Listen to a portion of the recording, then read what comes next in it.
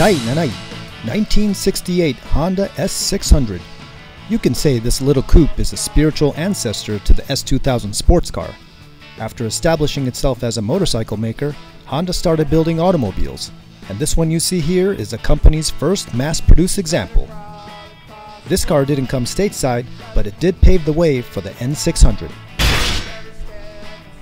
第6位 1930 Datsun Model 16 Coupe. We're really not big fans of cars that predate our grandparents, but this classic from DAT, which eventually became Datsun and is now known as Nissan, is one of the first mass-produced cars in Japan. Built off the country's first assembly line, it catered to Tokyo's wealthy clientele who drove around the city to show off in front of their common folk neighbors. 第5位 1968 Subaru 360. Okay, it's not exactly the WRX STI, but without this econo-box that catered to the working class in post-war Japan, there would not have been a WRX, a Legacy, or an Impreza. With a buzzy 16 horsepower engine, this car took the place of bicycles for many Japanese commuters who could now get to their destinations just a bit faster. 第4位 1967 Toyota Sports 800.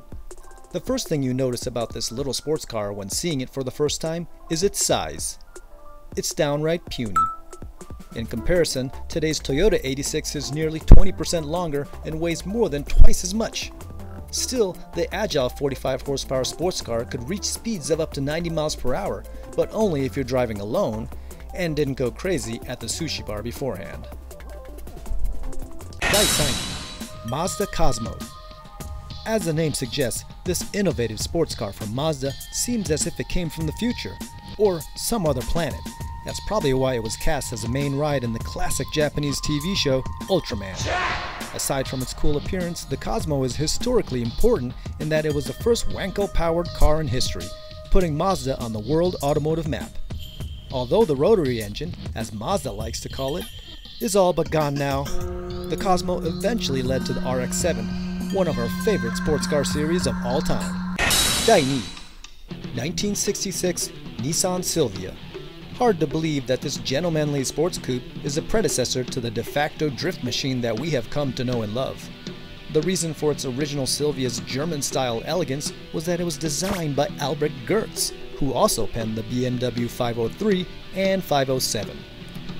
With this front-engine rear-drive sports coupe, Nissan firmly established its design philosophy, which directly led to another sports car, one called the 240Z, a few years later. 第1位 1967 Toyota 2000 GT Roadster. Our favorite car of the exhibit was this rare open-air version of the legendary Toyota 2000 GT. Only 2 examples were made of this 151 horsepower convertible sports car, specifically for the James Bond movie You Only Live Twice. The 6'2" lead actor Sean Connery was too tall to sit in it, so they decided to lop off the roof. Bonus: Mach 5. Despite the Speed Racer animation series airing back in 1967 and an utterly horrible film in 2008, everyone today still recognizes the Mach 5. This iconic make-believe car could jump 100 feet in the air, cut down trees with saws coming out of its underbody, and shoot out mechanical remote pigeons. This car briefly takes us back to childhood fantasies, a simpler and more enjoyable time. But then again, isn't that what these cars are all about in the first place? Thanks for watching this video. Hit the like button and subscribe to GT Channel.